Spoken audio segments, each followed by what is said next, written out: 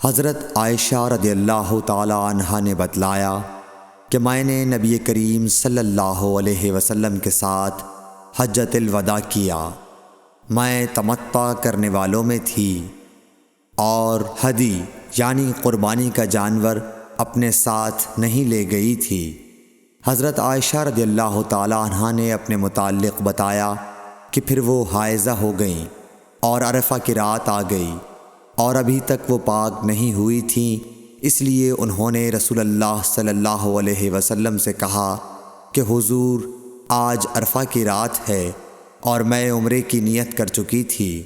رسول اللہ صلی اللہ علیہ وسلم نے فرمایا کہ اپنے سر کو کھول ڈال اور کنگھا کر اور عمرے کو چھوڑ دے۔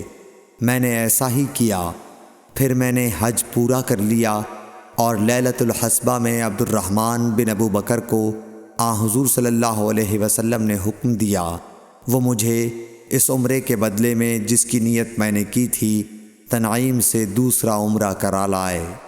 صحیح بخاری حدیث نمبر 316۔